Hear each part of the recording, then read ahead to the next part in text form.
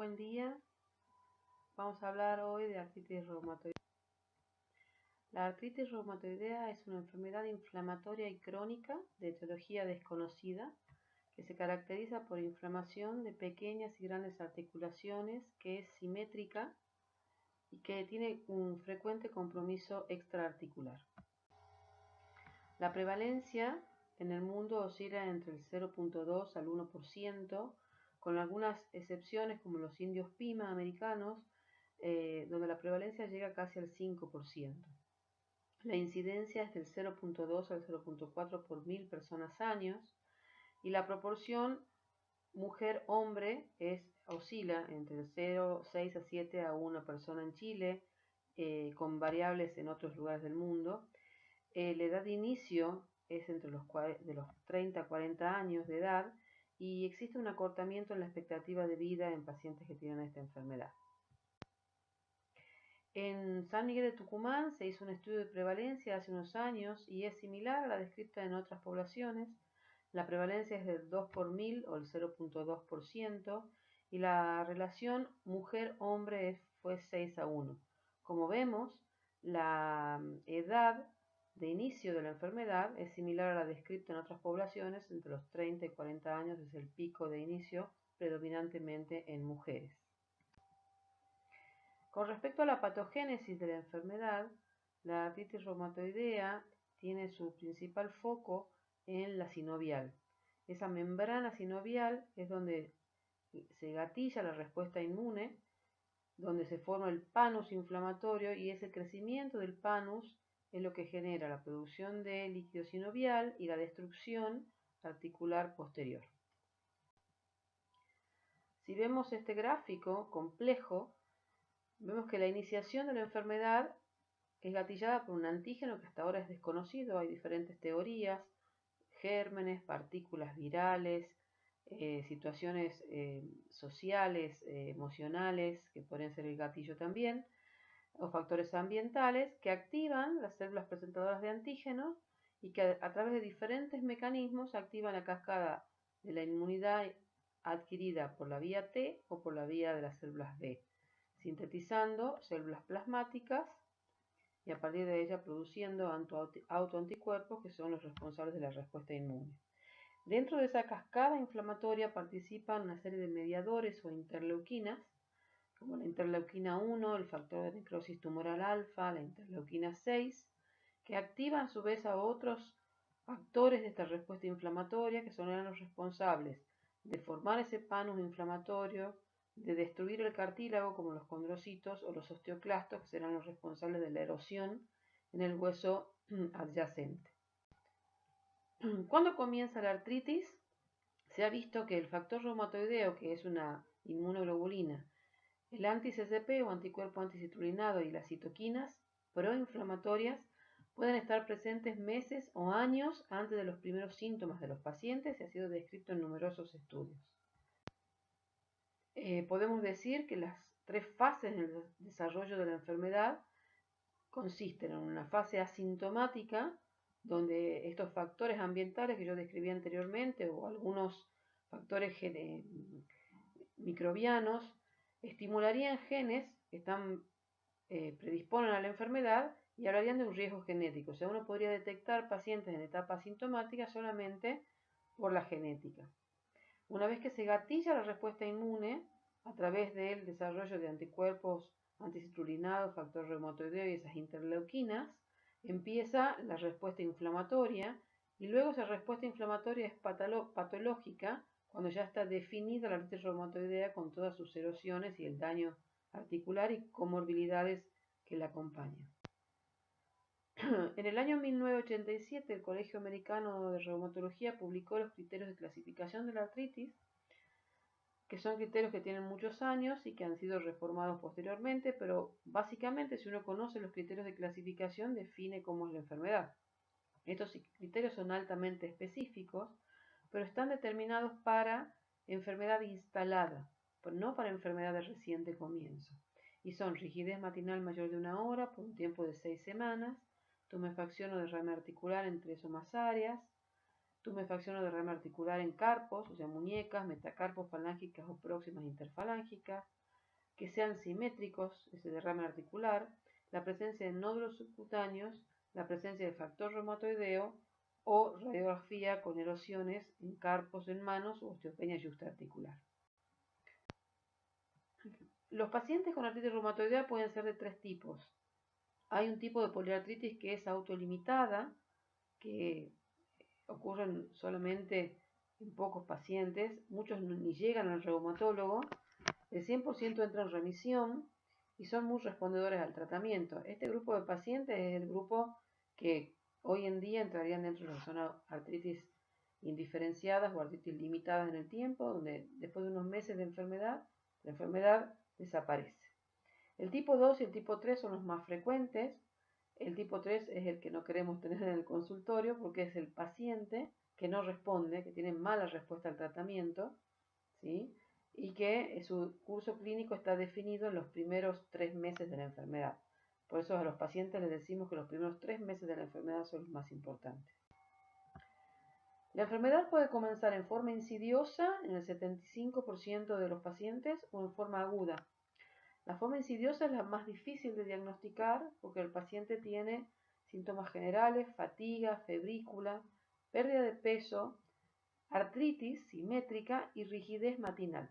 La rigidez matinal es el síntoma cardinal y quizás el más importante en el interrogatorio inicial. El paciente describe que se levanta endurecido, predominantemente en las manos, que no puede moverlas como lo hacía habitualmente, con mucho dolor, y que esa rigidez dura más de 30 minutos. Ese es el síntoma más importante y es un síntoma a medir en la evolución de la enfermedad. El comienzo agudo se caracteriza por poliartritis, síntomas generales de inicio súbito y es más frecuente a mayor edad. Esta forma de comienzo es mucho más fácil de diagnosticar. Las articulaciones comprometidas son fundamentalmente carpos, metacarpos falángicas y próximas interfalángicas, y como vemos las interfalángicas distales están respetadas. Además, los pacientes pueden tener tenosinovitis. La maniobra de squeeze o squeeze test es un test muy interesante que nos ayuda a determinar si el paciente es sospechoso de una artritis inflamatoria y diferenciarlo de otras patologías que pueden dar dolor articular, y consiste en la compresión por el operador, por el médico, de las metacarpos falángicas que gatillan un dolor exquisito en esa zona. En las manos puedo ver aumento de volumen en las articulaciones comprometidas, subluxación, ¿sí?, de las metacarpos falángicas, desviación cubital de los dedos o dedos en ráfaga, dedos en boutonnière, dedos en cuello de cisne. Esas deformidades las vemos obviamente en cuadros articulares avanzados. En esta foto vemos un cuadro más temprano donde se ve muy clara la artritis de las próximas interfalángicas y vemos también sinovitis, artritis en los carpos con tenosinovitis en esta zona. En las manos puede haber funcionalmente pérdida de la pinza, tenosinovitis, desviación cubital como dije anteriormente, y en las muñecas, limitación severa de la pronosuperación y síndrome del túnel carpiano como una manifestación de inicio que me está hablando indirectamente de sinovitis en ese caso. Los codos también pueden tener contracturas en flexión, puede haber bursitis asociada, y en los hombros también compromiso de la articulación propiamente dicha o del manguito rotador. Las caderas se pueden comprometer, es menos frecuente de comienzo inicial y cuando progresa pueden dar subluxaciones también y marcha dolorosa. Las rodillas también se pueden comprometer en la artritis reumatoidea en forma simétrica. Podemos ver atrofia en los cuádriceps y una situación bastante frecuente que es el quiste de Baker, donde la sinovitis persistente de esa articulación genera una fisura en la sinovial, en la región posterior, y filtra ese líquido sinovial hacia la región posterior de la pantorrilla, simulando una tromboflebitis o una trombosis venosa. Los pies y los tobillos también son zonas afectadas por la enfermedad, también en forma simétrica. En cuadros iniciales voy a tener solamente dolor, sobre todo dolor en las metatarsofalángicas y limitación de la marcha, pero a medida que la enfermedad progresa podemos observar subluxación de las metatarsofalángicas, caída del arco interno del pie y deformidad en valgo, dedos en garra y dedos en martillo. Dentro de la columna, la que se afecta en artritis reumatoidea es la columna cervical. Entre la primera y la segunda vértebra cervical, entre el atlas y el axis, hay sinovial y está la apófisis odontoides. La apófisis odontoides del axis se inserta dentro del atlas y existe un ligamento que se llama ligamento transverso que contiene la movilidad de esa apófisis. Como acá hay sinovial, cuando hay sinovitis y hay inflamación, se lesiona este ligamento y esta apófisis odontoide se desplaza y puede comprimir la médula. Acá podemos ver, este es el borde anterior de la apófisis odontoides y este es el borde posterior del arco anterior del atlas. Este es el espacio que se mide y debe ser mayor de 2.5 a 3 milímetros para decir que existe una subluxación y es una situación de extremo cuidado, sobre todo un paciente que va a cirugía o un paciente que va a tener alguna maniobra con hiperextensión de la columna cervical. Dentro de las manifestaciones extraarticulares, que son frecuentes, las vemos en pacientes que son factor reumatoideo positivo, en pacientes que tienen una enfermedad articular severa y en aquellos pacientes que tienen una carga genética especial, el HLA-DRB10401. Dentro de las más frecuentes está la presencia de nódulos reumatoideos, aproximadamente en el 25% de los pacientes, que pueden ser subcutáneos, subperiósticos, que son indoloros y hablan de una enfermedad agresiva. Aparecen en las zonas de apoyo de las superficies de extensión. Acá vemos en un pie, en un paciente que está postrado, en la región posterior del Aquiles, y acá en los codos. Las manifestaciones oculares son frecuentes. El síndrome de Sjögren secundario es frecuente en esta enfermedad, que da xerostomía y xeroftalmía, boca seca y ojo seco. Podemos tener epiescleritis, escleritis y una progresión a escleromalacia perforans. Esta es una paciente que tiene escleritis. Este es un cuadro más avanzado y este es cuando existe una perforación de la esclera, que son cuadros que por suerte casi ya no vemos por las terapias instaladas en forma temprana. El pulmón también se puede afectar en la artritis reumatoidea. Da una enfermedad pulmonar intersticial predominantemente que compromete las bases pulmonares. El problema es que el comportamiento clínico cuando esto se presenta es como el de una fibrosis pulmonar idiopática. O sea, tiene muy mal pronóstico el pulmón de una artritis reumatoidea que esté comprometido y el patrón histológico es de una neumonía intersticial usual o UIP. También puede haber compromiso pleural, que puede ser sintomático, puede haber derrame pleural, no es lo más frecuente. Dentro de las manifestaciones neurológicas, los pacientes pueden tener inestabilidad cervical, por lo que describí anteriormente, por la subluxación atlantoaxoidea. Puede haber atrapamiento, síndrome del túnel carpiano o síndrome del túnel tarsiano en pies por sinovitis. Y puede haber mononeuritis múltiple, que es un compromiso dentro de los que llamamos severos, que se produce por vasculitis de la vasa nervorum. La mononeuritis múltiple se expresa por un compromiso neuropático asincrónico y asimétrico, y una de las manifestaciones, además de la neurológica, son las manifestaciones cutáneas. Estas pacientes que tienen mononeuritis múltiple tienen a su vez vasculitis, úlceras vasculíticas que son típicamente en sacabocados, y estas úlceras son también por vasculitis de la vasa nervorum. ¿Cómo llegamos al diagnóstico de artritis reumatoidea? El diagnóstico es clínico. Necesitamos de un buen interrogatorio y un muy buen examen físico. Los exámenes son exámenes complementarios, complementan a la clínica. El laboratorio, la radiología son complementarios. Uno con un buen interrogatorio y un buen examen físico puede llegar a un diagnóstico de artritis reumatoidea. Con respecto a los exámenes de laboratorio, las pruebas básicas que solicitamos de inicio son el hemograma, el recuento de plaquetas, que en los pacientes donde hay respuesta inflamatoria están elevadas, los reactantes de fase aguda, eritrosedimentación y PCR, el factor reumatoideo, el proteinograma electroforético, la función hepática y la función renal, porque nos van a permitir decidir qué tipo de terapia es la mejor para instaurar. Solicitamos radiografía de manos, radiografías de pies y de columna cervical perfil en máxima flexión para evaluar la subluxación. Siempre las radiografías de manos y de pies o de rodillas o de caderas, las que solicitemos para ese paciente, tienen que ser de ambas manos y de ambos pies. Siempre solicitamos manos y pies seguro, aunque el paciente no describa compromiso en pies, porque es una zona que puede tener erosiones en forma precoz, aunque el paciente esté asintomático. Y el examen oftalmológico, que es para evaluar lo que conté anteriormente, si hay un compromiso precoz. Estos son el laboratorio que describí anteriormente, donde lo que nos interesa es que tenga una periodicidad mínima de 3 meses. El factor reumatoideo, cuando lo solicitamos, tiene que estar en títulos. Hay diferentes métodos, puede ser por aglutinación, como el látex o Ross-Ragan, donde el valor positivo para el test de látex es 1 en 160, pueden ser por ELISA, por turbidimetría o por nefelometría. Pero necesitamos títulos, no nos sirven los resultados cualitativos, positivo o negativo. Si el resultado en títulos es negativo basal, hay que repetirlo cuando la sospecha existe entre los 6 y 12 meses.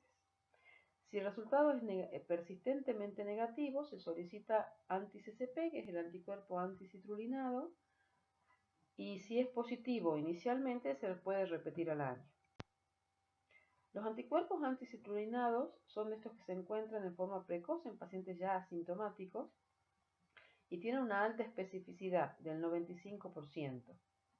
Derivan de la arginina, de la citrulinización de este aminoácido, y lo que nos permite hacer fundamentalmente es predecir daño articular, son predictores de erosión, por eso son importantes al momento del inicio de la enfermedad detectar. La osteopenia yuxtaarticular es un signo precoz en la enfermedad. Y acá vemos articulaciones que están totalmente desestructuradas, hay una pérdida de la línea interarticular en el carpo, hay pinzamiento radiocarpiano, carpo metacarpiano, hay erosiones y subluxación a nivel de las metacarpofalángicas y pinzamiento severo a nivel de las próximas interfalángicas.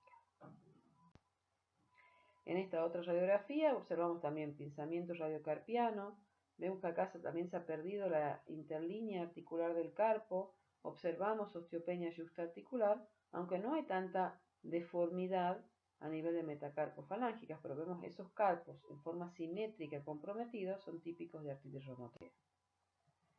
Acá vemos un paciente con un compromiso de ambas rodillas. La diferencia con otras patologías es que el compromiso es simétrico y es bicompartimental, ¿sí? Tanto el compartimiento interno como el compartimiento externo están comprometidos en la artritis reumatoidea. En otras enfermedades como artrosis es asimétrico. Estas son placas de pies. Esta es una radiografía de un pie totalmente comprometido, con luxaciones severas, pinzamientos, con pérdida de la anatomía normal. Y acá observamos erosiones en forma precoz en la quinta metatarsofalángica, donde primero nos fijamos en pacientes con artritis, y vemos cómo aparecen en forma precoz erosiones. Acá también, erosiones intraarticulares, que son típicas de esta enfermedad, cuando la enfermedad ha avanzado.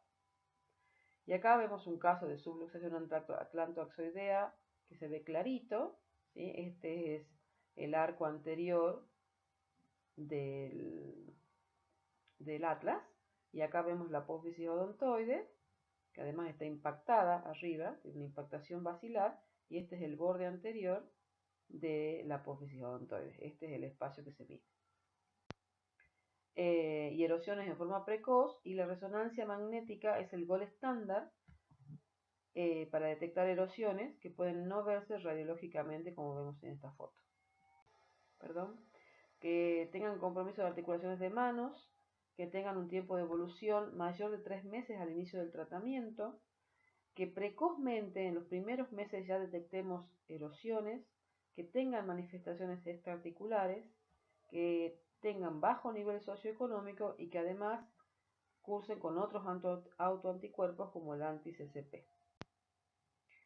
El nuevo concepto que se ha instaurado en los últimos años es el concepto de artritis tempranas, donde en general la conclusión es que son artritis que tienen menos de 2 años de evolución. Y hablamos de un término que es el término ventana de oportunidad.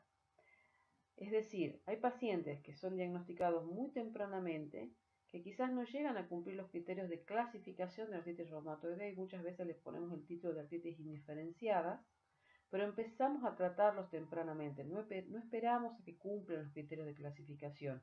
Es un paciente que está en este estadio. En este estadio también lo voy a tratar, pero es un paciente donde yo ya no puedo volver atrás todo el tiempo que se ha perdido. Entonces, este nuevo concepto es muy importante y nos habla de tratar en la primera fase de la etapa inflamatoria. Debido a que los criterios de clasificación que conté anteriormente captaban pacientes en formas avanzadas de la enfermedad, en el año 2010 el Colegio Americano de Reumatología junto con la Liga Europea de Reumatología diseñaron unos nuevos criterios de clasificación que son más abarcativos. Y como ven, tienen varias partes: la afectación articular, la serología, el tiempo de duración y si tienen reactantes de fase aguda o no. Cada ítem tiene un puntaje y cuando yo tengo un score de 6 o más, digo que el paciente tiene una artritis reumatoidea definida.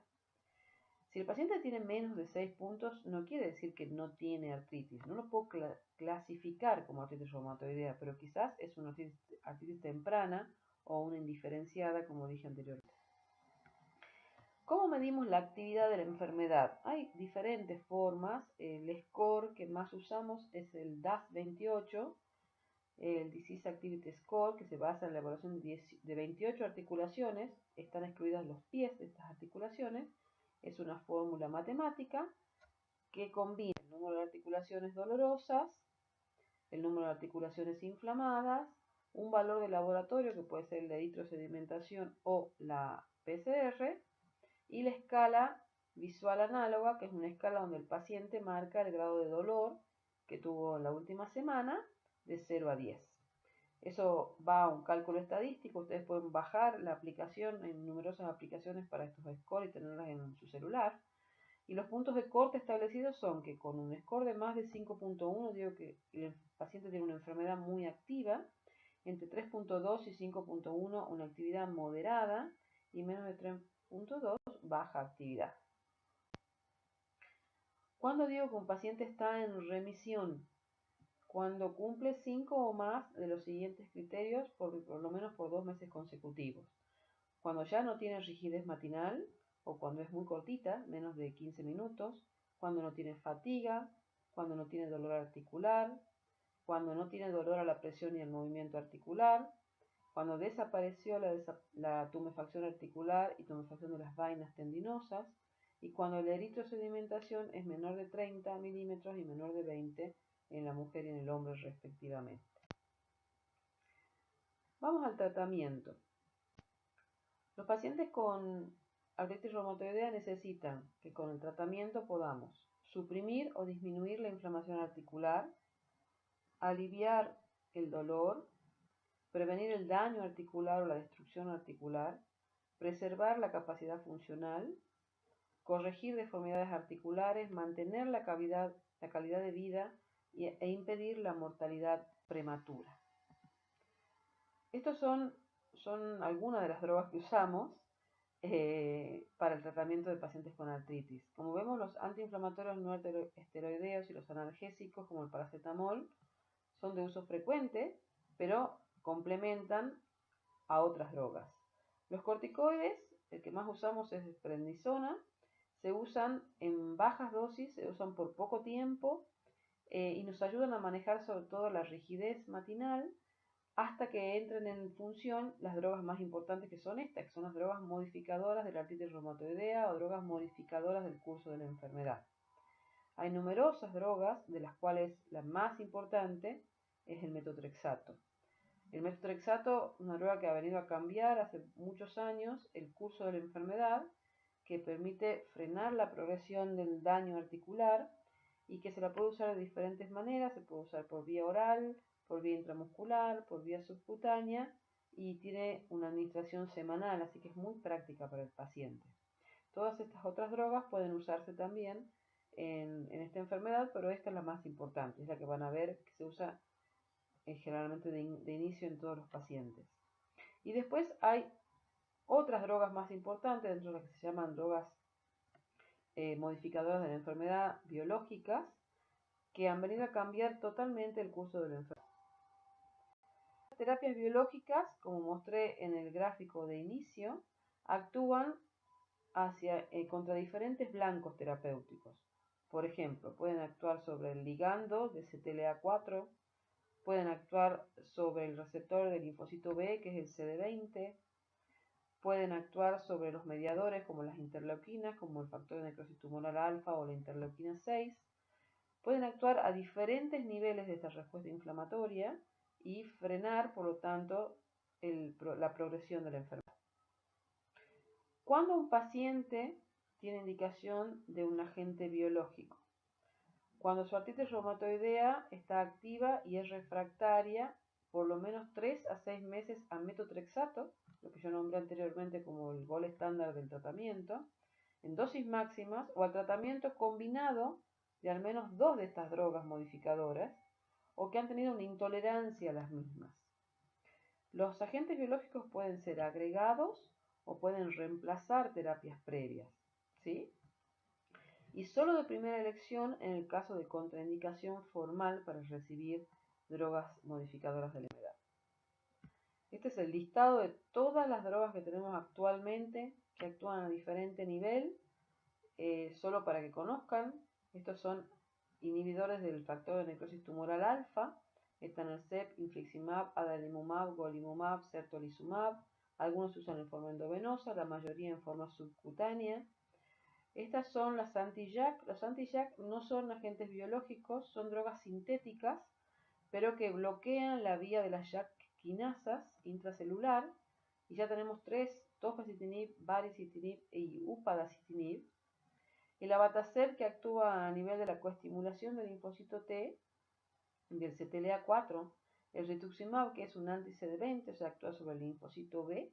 Y el tocilizumab y sarilumab, que son inhibidores de la interleuquina 6. Cualquiera de esas drogas pueden usarse en pacientes con artritis reumatoidea activa. Todo tratamiento debe estar asociado a un tratamiento no farmacológico. Los pacientes con artritis reumatoidea tienen una enfermedad crónica que los va a acompañar toda su vida y necesitan apoyo psicológico y además un plan terapéutico de rehabilitación. Lo recomendado en pacientes con artritis reumatoidea son los ejercicios isotónicos o dinámicos, como gimnasia en el agua, caminatas, bicicletas, natación, que se indican en cualquier momento de la enfermedad. El paciente, aunque esté activo y esté inflamado, no tiene que quedarse totalmente quieto. Cuando hay alguna articulación especial que necesite protección, se usan valvas, férulas, plantillas, se puede usar collar cervical en caso de la subluxación y deberían ser evaluados todos por un terapista ocupacional. La fisioterapia tiene indicaciones puntuales, usamos termoterapia, el TENS o hidroterapia y la cirugía en los casos avanzados para reconstrucción. Muchas gracias.